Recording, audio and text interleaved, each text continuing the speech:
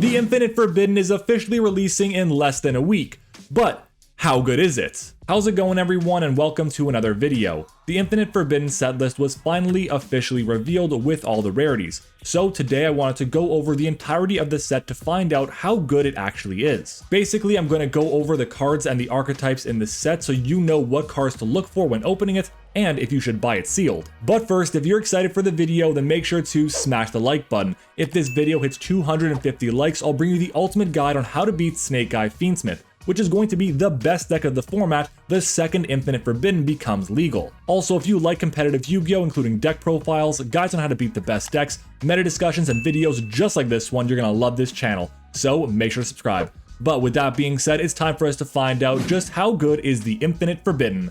Let's jump into it. So there are 101 cards in the Infinite Forbidden, including 50 commons, 26 super rares, 14 ultra rares, 10 secret rares, and the one individual copy of a quarter-century rare, Dragon of Pride and Soul. The set introduces some really cool new archetypes like Fiendsmith and White Forest, but also brings new support for existing decks like Tenpai Dragon and Gimmick Puppet 2. The issue is that unlike Legacy of Destruction, the previous core set, the rarity distribution in this set is not that favorable to players. The best archetypes are all super high rarity, which means their price is going to be a lot higher on the secondary markets. But with that being said, the main archetypes in this set are going to be Fiendsmith, White Forest, Millennium, Mimighoul, Light and Darkness, Gimmick Puppet, Tenpai Dragon, and Memento. There are so many other archetypes that are also receiving support in the Infinite Forbidden, but these 8 are the main ones in my opinion. And there are also so many incredible generic cards that I'll be covering too at the end of the video. But with that being said, let's explore a few of the archetypes in the Infinite Forbidden,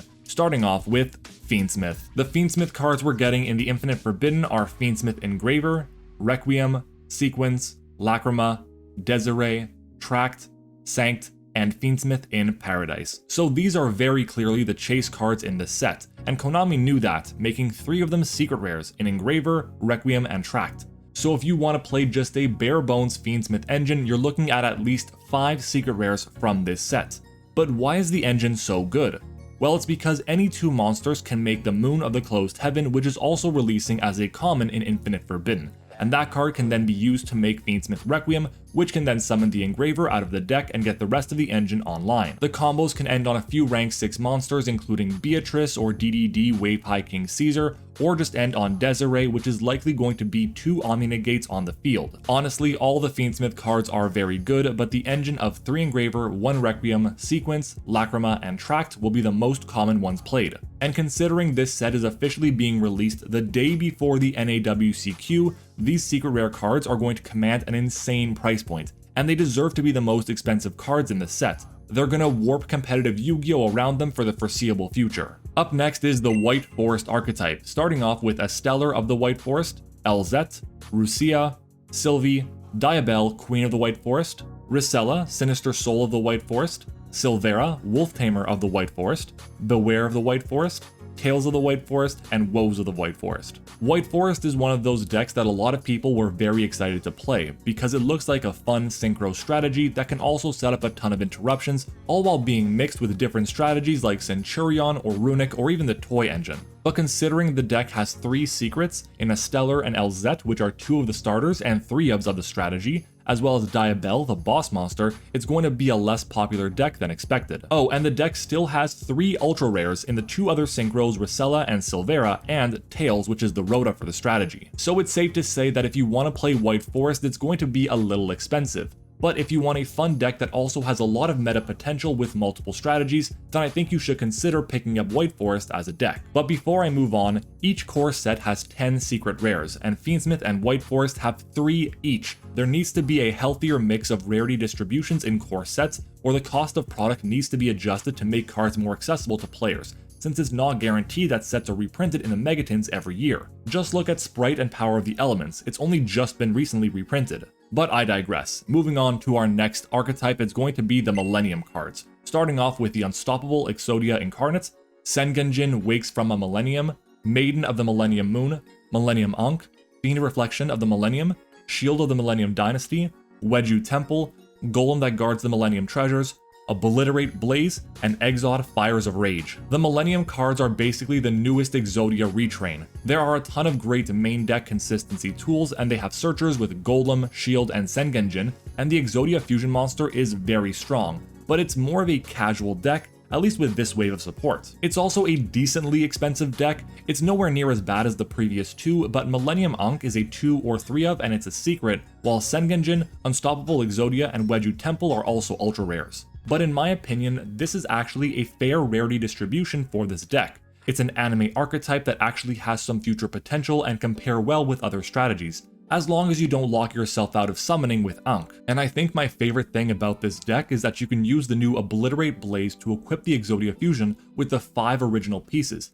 That gives it 10,000 more attack and piercing battle damage, so you can just one-shot your opponent. But a big part of the deck is that it costs like 2,000 life points just to activate cards, so you can lose your resources pretty quickly. But I don't care. I think this archetype will be sought after, and this will be the first big win of the set in my opinion. Next up, we have the brand new Mimighoul archetype, including Mimighoul Master, Mimighoul Dragon, Mimighoul Archfiend, Mimighoul Cerberus, as well as Dungeon, Maker, and Room. I'm super excited for Mimighoul. It's the newest TCG exclusive archetype, and it looks so fun.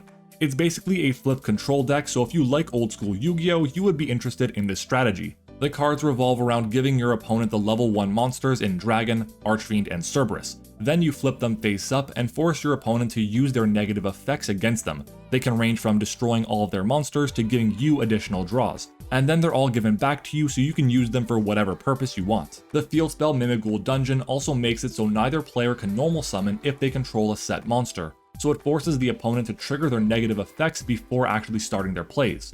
But the best part about this archetype is that as a TCG exclusive, it's very low rarity. There are a ton of supers, but Master and Dungeon are the only ultras, which is amazing.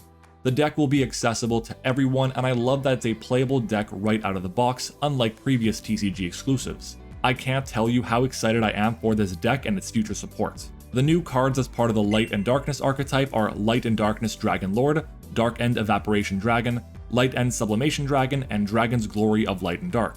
So Light and Darkness, or LAD, isn't necessarily an actual deck, it's more of an engine that can help summon out the new Light and Darkness Dragon Lord, which if you remember the original Light and Darkness Dragon, it had a similar effect. Basically, it's a mandatory effect when your opponent activates pretty much anything, where the monster loses 1,000 attack, and if it does, it negates the activation.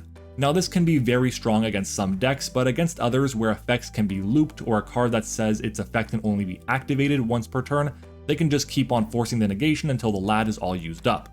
But theoretically, it is 3 negates and the engine is pretty good at summoning it out.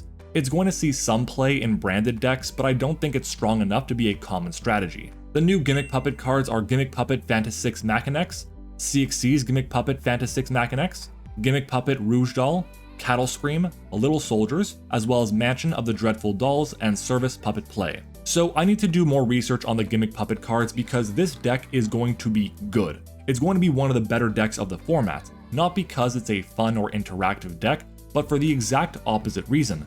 The deck is an FTK machine. It doesn't really put up an end board that's super threatening, but a single copy of the field spell, if left uninterrupted, is going to FTK you. And the best, or I guess worst part about all of this, is that all the cards for the FTK in this set are super rares or lower. So don't be surprised if you see this deck running around, and if you're going to the NAWCQ, you need to have a plan for it. We're also getting new Tenpai Dragon cards in the set, including Tenpai Dragon Genroku, Sangen Kaiho, and Dora Dora. Now Dora Dora isn't necessarily a Tenpai Dragon card, but it basically is. Now this release is another one that I'm super excited for. I love Tenpai, and the new Genroku is terrific for the deck. It's basically just a Poplar which can also get another body for you, which is amazing. And Dora Dora is also great because on its own it can generate 3 Fire Dragon bodies. As for Kaiho, it's an option for when you go first to skip your opponent's main phase, but I think we're leaning more towards a format where players will still elect to go first against Tenpai Dragon and just side in more silver bullet cards against the strategy. Genroku is also only an ultra rare, which means outside of Trident Dragion, the deck is still incredibly affordable. Memento Clan or Memento is also receiving support in the form of Sheeply and Tekutlika Combined King. Memento is going to be one of the best decks of the format. The new support allows them to have so many different forms of interruption, and the fusion is great, while Sheeply is a must-play in the deck. This is another deck that I really want to learn how to play because it just looks so fun. And who would have thought that after the release of Valiant Smashers that Memento of all decks would likely be the best deck of that set. Now there are other archetypes that did receive support in this set, and here are just a few of them.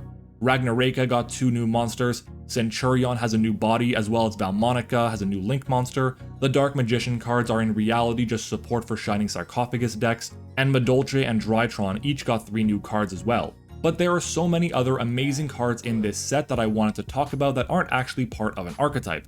Starting off with Molcharmi Perelia. This secret rare is a very solid card, but I think it's a bit overrated. It's really only good against decks that special summon from the hand, or against decks like Fluandereeze which normal summon a lot.